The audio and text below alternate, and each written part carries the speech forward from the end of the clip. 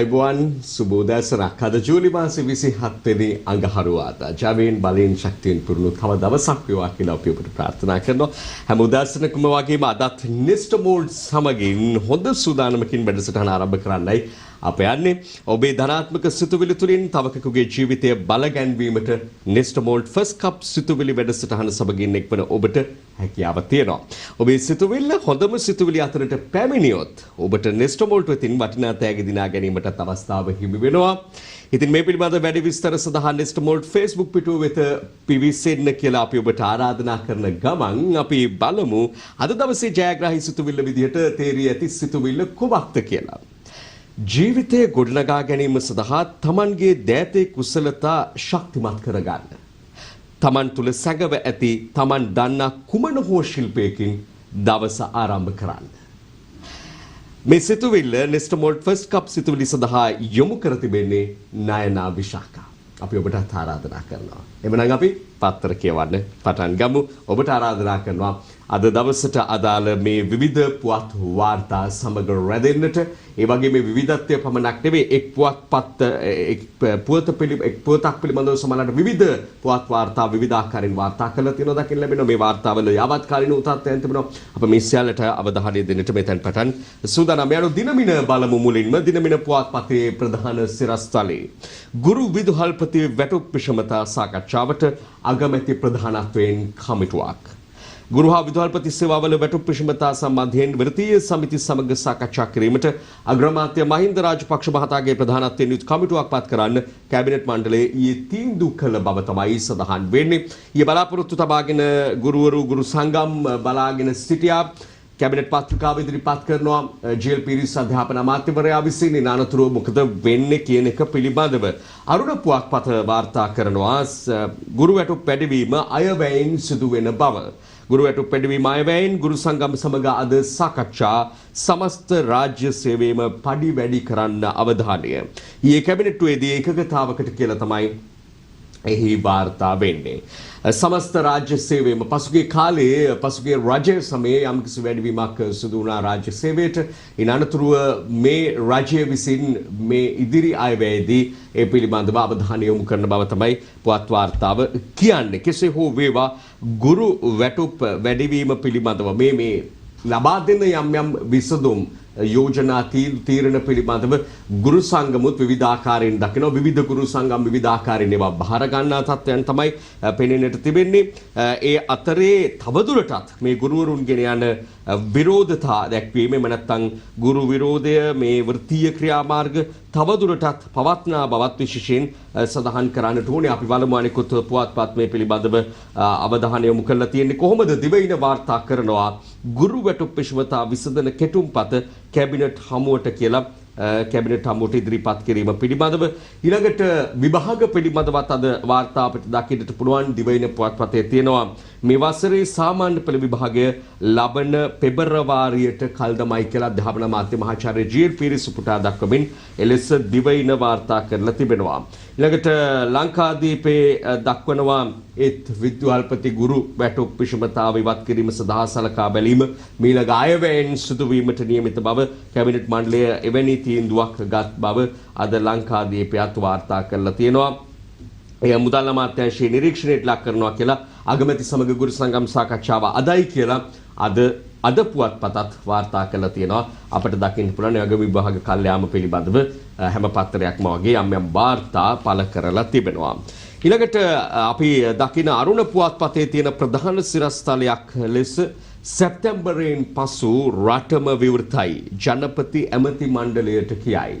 දින කිහිපයක සිට උත්සාහයක යෙදෙනවා රටේ සෑම කටයුත්තක්ම සාමාන්‍ය පරිදි පවත්වාගෙන යාම සඳහා. නමුත් මේ කොවිඩ් තත්ත්වයට ගැළපෙන ආකාරයට එන සැප්තැම්බරයේ සිට ලෙස ක්‍රියාත්මක කිරීම සඳහා අවධානය යොමු වෙලා තිබෙනවා. ඒ අනුව විශේෂයෙන් මෙන්නත් කරන වැඩපිළිවෙල ඉතා ශක්තිමත් කිරීම සඳහා රාජ්‍ය දැඩි උත්සාහයක නිරත වන බවක් පෙනෙන්නට තිබෙනවා. ඒ අනුව පසුගියදා 4 ලක්ෂයක් වූ එන්නත් ප්‍රමාණයක් දෛනික එන්නත් කරන වැඩසටහනට යොදා ගන්න ශ්‍රී ලංකාව සමත් සැලකම් දක්වනවා. ඉන්නත්කරණය ඉතාම ශීඝ්‍ර ලෙස සිදු කරමින් පවතින රටක් බවට ඒ අනුව අපේ රට දැන් පත්ව තිබෙනවා. මේ ඉන්නත්කරණය සම්පූර්ණ විසඳුමක් නොවුනාට රැකවරණයක් ආරක්ෂාවක් ඉන්නත්කරණය තුළ කොවිඩ් රෝගය සම්බන්ධව වෛරසය සම්බන්ධව තිබෙන නිසා තමයි එය කෙරෙහි විශ්වාසය තබල මේ ආකාරයෙන් රට විවෘත කර ගැනීම සඳහා ප්‍රධාන වශයෙන් කටයුතු කරන්නේ. අතර මේ විරෝධතා දක්වන ගුරුවරුන්, විදුහල්පතිවරුන්, අනධ්‍යයන කාර්ය මණ්ඩල, මේ පාසල් පද්ධතිය ආශ්‍රිත මේ කණ්ඩායම් වලින් සැලකිය යුතු පිරිසකට 70%ක්ම වන පිරිසකට මේ වන විට ඉන්නත්කරණය සිදු කොට හමාර බවටත් යම් යම් තොරතුරු වාර්තා කරලා තිබෙනවා අපට දකින්නට ලැබුණා. ඉන් පස්සේ අපි අවධානය යොමු කරන ප්‍රධාන කාරණාව බවට පත් වෙන්නේ බොහෝ පුවත්පත් අද ප්‍රධාන සිරස්තලයේ විදිහට ගෙනෙන ප්‍රධාන කාරණාව විදිහට ගෙනෙන දින කීපයක සිට අපිට කතා කරන්නට සිදු වී තිබෙන මේ ශාලිනී ජූට් කියන දැරිය පිළිබඳ කාරණාව දිනමිනාදයේ වාර්තා කරනවා. රිෂාඩ්ගේ නිවසේදී මියගිය දැරියගේ සිරුර නැවත ගොඩ ගන්න නියෝගයක් අධිකරණය මගින් ලබා දුන්නු බව. ඊළඟට මව්බිම පුවත් වාර්තාවට මේදී ශාලිනීගේ සිරුර ගොඩ ගන්න නියෝග රිෂාඩ්ගේ බිරිඳ ඇතුළු සිව් දෙනා රිමාන්ඩ් කියලා ඔවුන් ප්‍රධාන සිරස්තලයේ ගෙනෙනවා. මරණ පරීක්ෂණයට ජ්‍යෙෂ්ඨ අධිකරණ වෛද්‍යවරු තිදෙනෙක් පිරිසුණු ශාලිනී පැය දෙකක්ම රිෂාඩ්ගේ නිවසේ තියන් ඉඳලා කියලත් වාර්තා කරනවා. අතිරේක සොලිසිටර් ජෙනරාල් දිරීප පීරිස් මහතා මේ පිළිබඳව අදහස් දක්වමින් තවත් ඉතාම වැදගත් කාරණා ගණනාවක් අනාවරණ කරනවා. ඔහු මෙහිදී කියනවා රිෂාඩ් බදියුදීන් මේ මන්ත්‍රීවරයා නැත්නම් හිටපු අමාත්‍යවරයාටත් වයස අවුරුදු 16ක දැරියක් ඉඳද්දී ඒ වයසේම දරුවෙක් මේ විදිහට මෙහෙකාර සේවයට යොදවන්නට තරම් ඔහු කටයුතු කළේ ඇයි කුමන ආකාරයෙන්ද කියන එක මේ නීති සකසන ආයතනයේ පාර්ලිමේන්තුවේ ජනතා නියෝජිතෙක් විදිහට ඔහු කටයුතු කරේ ඇයි කියන එක පිළිබඳව එහෙම හිතීම පිළිබඳවත් විශේෂ අවධානය දෙන්න ඕනේ. ඊළඟට ඕනතරම් යාන වාහන තියෙන මෙවැනි නිවසක පිලිසුම් අධික ලෙස පිලිසුම් තුවාල ලැබපු කෙනෙක්ව රෝහල් ගත කරන්න තරම්වත් මානුෂීය නොවීම, ගිලන් රථයක් එනකම බලාගෙන ඉඳීම ආදී කාරණා වෙත අවධානය යොමු කරන බබනක් නෙවෙයි තවත් බොහෝ කරුණු මේ නිවසේ භූමිතෙල් බෝතලයක් තිබුණා කියලා කියනවා. එයාගේ කාමරයේ තිබිලා හම්බ වෙලා තිබෙන ඒ කාමරය පිළිබඳවත් කතා බහට ලක් වුණා. 6.4 සයිස් කාමරයක්, කිසිදු පහසුකමක් නැති, විදුලි පංකාවක්වත් නැති, විදුලියක් නැති තැනක්. ඒ කාමරේ රැඳවීමට රිෂාඩ් බදියුදීන් හිටපු අමාත්‍යවරයා නැත්නම් මේ නිවසේ ගෘහමූලිකයා කටයුතු කර තිබෙන්නේ. ඒ නිසා ඔහුට එරෙහිවත් චෝදනා ගොනු කරන බව විශේෂයෙන් සඳහන් වෙනවා. දැනට බිරිඳගේ පියා, ඊළඟට ඇගේ සහෝදරයා, ඊළඟට මේ තැරැව්කරු, මේ අයට තමයි නීතිමය ක්‍රියාමාර්ග ගනිමින් තිබෙන්නේ. එන 9 වෙනිදා දක්වා රක්ෂිත බන්ධනාගාරයේ රඳවා තබා ගැනීමට නියෝග නිකුත් කරනු ලැබුවා. කෙසේ හෝ වේවා මේ ආදී යම් යම් වැදගත් කාරණා අනාවරණ කිරීමක් මේ වන විට සිදු වෙමින් තිබෙනවා. ඒ වගේම තමයි ඒ ගෙනාපු භූමිතෙල් ඇගේ මව, එම නැත්නම් රිෂාඩ් බදියුදීන් මහතාගේ බිරිඳගේ මව ප්‍රකාශ කරන ආකාරයට රියදුරු කුලව්වා අවුරුදු 1.5 පෙර ගෙන්වා ගත්තු ඒවා කිව්වට රියදුරු ඒ ප්‍රතික්ෂේප කරා කියලත් පොලිසිය අධිකරණයට දැනුම් දීලා තිබෙනවා. මේ ආදී කාරණා ගණනාවක්ම මේ තුල කතා බහට ලක් වෙනවා. ඉන් පස්සේ අපි බලමු අනෙක් පුවත් වාර්තා මොනවද ගෙන එන්නේ කියලා. දිවයින කියන්නේ ඒ කාරණා ටිකම තමයි.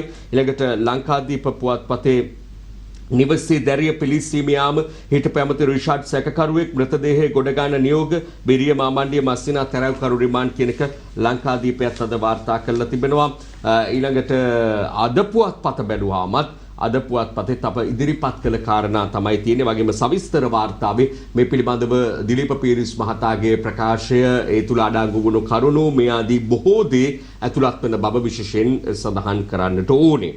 ඊළඟට අපි අවධානය යොමු කරමු දැන් මේ දැරිය පිළිබඳව මෙලෙස අවධානය යොමු වීම තුල මේ ආකාරයෙන් බදහිංසනයට ලක්වන අමානුෂීය ලෙස ක්‍රූරත්වයට පත්වන දරුවෝ කෙරෙහි දැන් අවධානය යොමු වෙලා තිබෙනවා. ඒ වගේම තමයි මෙවැනි ඇතැම් සිදුවීම් හමුවේ පෙරට එන්න මේ වන විට කටයුතු කරමින් ඉන්නවා. මේවා නොසගවා ඉදිරිපත් කරමින් සාධාරණ ඉටු කරවා ගැනීම සඳහා යම් යම් පිරිස් ඉදිරිපත් වෙනවා. ඒ අතර ඉදිරිපත් නොවන පිරිස් සැඟව යන කාරණා, යට යන කාරණාත් මේ රටේ කොතරම් තිබිය හැකිද? ඒකත් ඇතැම් අය ප්‍රශ්න කරන කාරණාවක්. ඒ අතරේ මව්බිම පුවත්පතේ රිය ඇතුලේ නිර්වෘත සමතින් සිටියදී පොලිසියෙන් ඇවිත් පොත්තරන් දෙන්න එකගෙන් සිසුවියට අමුතු පාඩමක් ඉගැන්වූ IT ගුරු ආරක්ෂිතයට තනි කකුලේ ගුරුවරයා පොලිසියට කොටුනේ ත්‍රිවිල් රියදුරාගේ ඔත්තුවෙන් කියලා පුවතක් අද මව්බිම වාර්තා කරලා තිබෙනවා. ගුරුවරු කිව්වහම අප ඊටාම ගෞරවයට ආදරයට පාත්‍ර වන පිරිසක් මේ සමාජයේ අපේ සමාජය තුළ අද සෑම දෙනෙක්ම යම් තැනක ඉන්නවා නම් ඒ ගුරුවරු නිසා. නමුත් ඒ අය අතරෙත් මෙවැනි අය ඉන්නවා කියන එක විශේෂයෙන් සඳහන් කරන්නට වෙනවා. මේ සිද්ධිය පිළිබඳව ගම්පහ ප්‍රදේශයේ ජාත්‍යන්තර පාසලක 17 වෙනි සිසුවියකට තලංගම කිඹුලාවල හන්දියේ රථකාලක මෝටර රථයක් තුලදී ලිංගික අතවර කළ බව කියන එම පාසලේ තොරතුරු තාක්ෂණ වේදිකා උගන්වන 49 හැවිරිදි ආබාධිත ගුරුවරයා අත්අඩංගුවට ගත්තු සිදුවීම පිළිබඳව මෙලෙස මව්බිම පුවත්පත තොරතුරු අනාවරණ කරලා තිබෙනවා. මෙවැනි යම් යම් සිදුවීම් වලින් මෙන්නේ සමස්ත ගුරු ප්‍රජාවටම කැලලක් එහෙම නැත්නම් ඒ ශේෂ්ත්‍රවලටම කැලලක් දේශපාලනඥයෙක් අතින් යමක් වුණොත් සියලු දේශපාලනඥයින්ට ජනතා නියෝජිතයින්ට ඒ බලපානවා වගේම තමයි. ඒකම මේ තවත් යම් සිදුවීමක් පිළිබඳව වාර්තා වෙලා තිබෙනවා. මේ ස්වාමින් වහන්සේ නමක් අතින් වෙච්ච සිදුවීමක් දිවයින පුවත්පත PCR පරීක්ෂණයේදී රිදුනයි හිමිනම හෙදියට පිඟානකින් ගහලා හෙදියගේ හිසට බරපතල තුවාල හිමිනම අත්අඩංගුවට.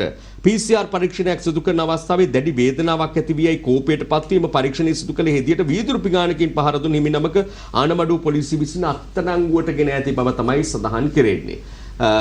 ගිහි ජනතාවට නිවෙන්නට ධර්මයේ දේශනා කළාට තාම හාමුදුරුවෝ නිවිල නැති බවක් තමයි පෙනෙන්න තිබෙන්නේ මේ වෙච්ච සිදුවීමත් එක්ක.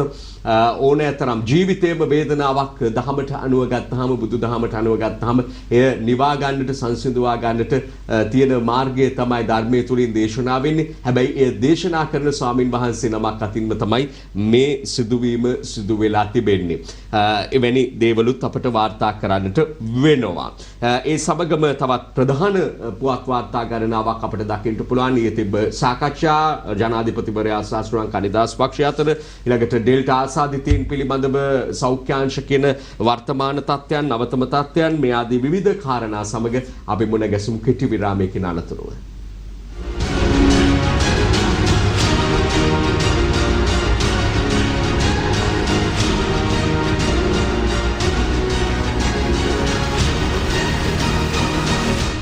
අපි අනිත් පුවත් වාර්තාවට අවධානය යොමු කරමු. එහිදී දිවයින පුවත්පතේ අපට දකින්නට ලැබෙනවා ජනපති හා ශ්‍රී ලංකා නිදහස් පක්ෂ නියෝජිතයින් අතර සාකච්ඡා සාර්ථකයි. ශ්‍රී ලංකා නිදහස් පක්ෂ මහලේකම් දයාසිරි ජයසේකර උපුටා දක්වමින් ජනාධිපතිවරයා සහ ශ්‍රී ලංකා නිදහස් පක්ෂ සභාපති හිටපු ජනාධිපති මෛත්‍රීපාල සිරිසේන මහතුරුන්ගේ ඡායාරූප සහිතව අද දිවයින පුවත්පත මෙලෙස වාර්තා කරනවා. ඒ වගේම ශ්‍රී ලංකා නිදහස් පක්ෂයේ ජ්‍යෙෂ්ඨ උපසභාපති නිමල් සිරිපාල් සිල්වා මහත්මයා උපුටා දක්වමින් වාර්තා කරනවා.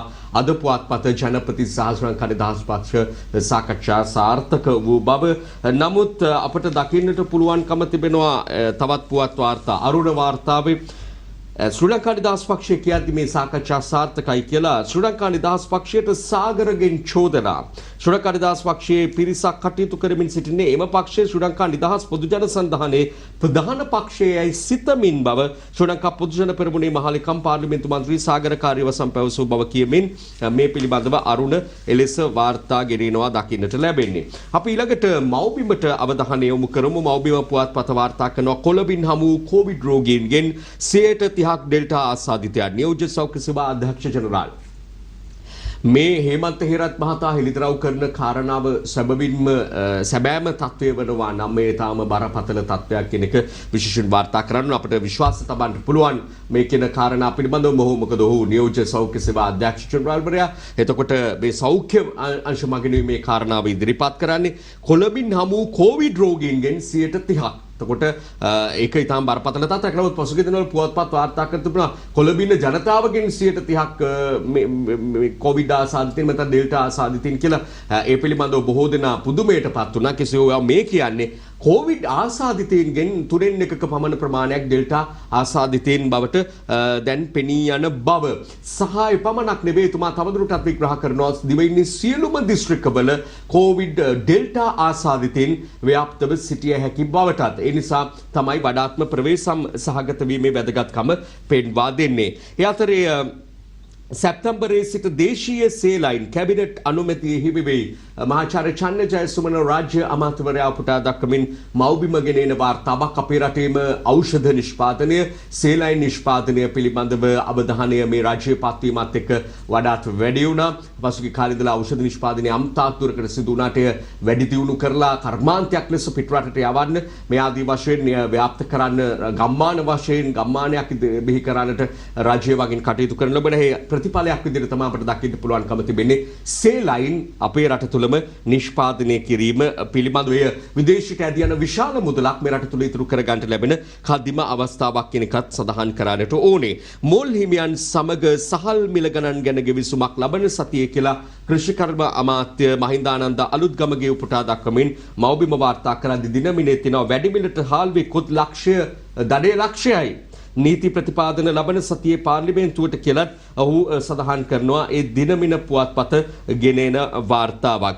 ඊළඟට අපි අවධානය යොමු කරමු එම පුවත්පතේ තියෙන මෙන්න මේ සිරස්තලයටත් නෙළුම් කුළුණෙන් ආදායම් ගන්න එය යාවත් කාලීන කරනවා කියලා පුවත් වාර්තාවක්. කෝටි ගණනක ධනස්කන්ධයක් වැය කරලා නිර්මාණය කරපු නෙළුම් කුළුණෙන් මොකද වෙලා තිබෙන්නේ? එය ශ්‍රී ලංකාව අර්ථවත් කරන්නට නිරූපණය කරන්නට සංකේතවත් කරන්නට සලකුණක් පමණක් බවට පත් වෙලාද කියන ප්‍රශ්නය බොහෝ දෙනා නගනවා.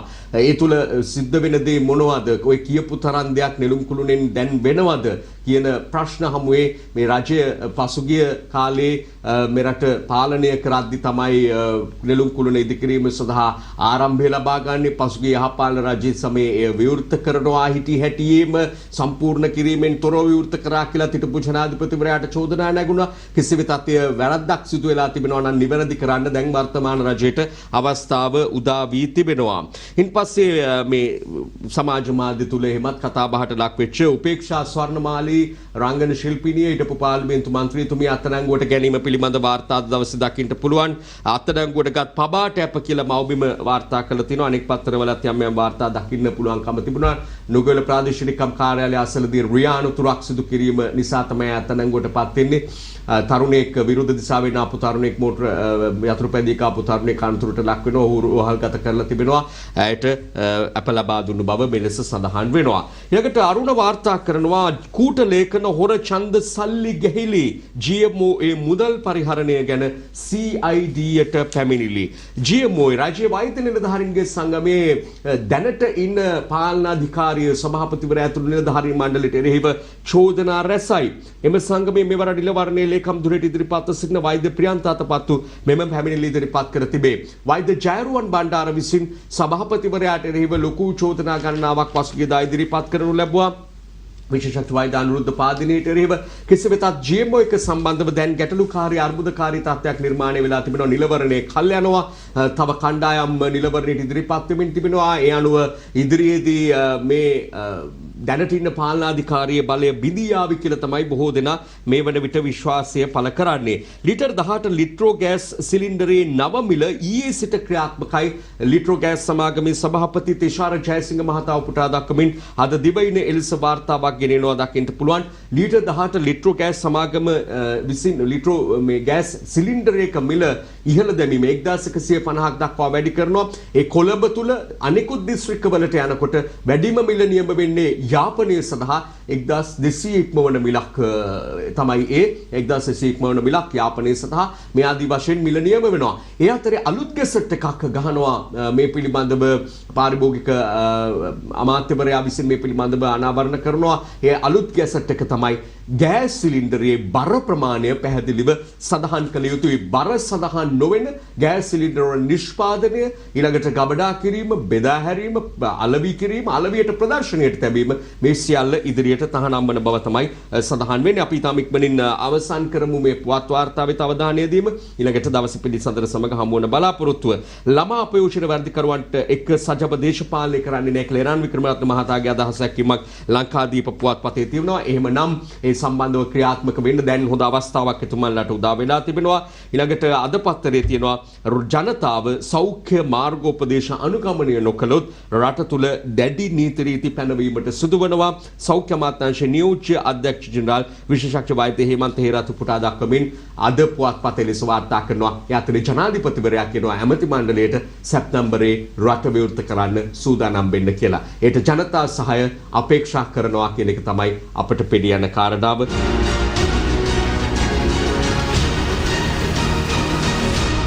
දිනපතා අලුත් වීඩියෝ සහ ප්‍රවෘත්ති නැරඹීමට ඉහත බටන් එක ක්ලික් කර සියත TV සබ්ස්ක්‍රයිබ් කරන්න.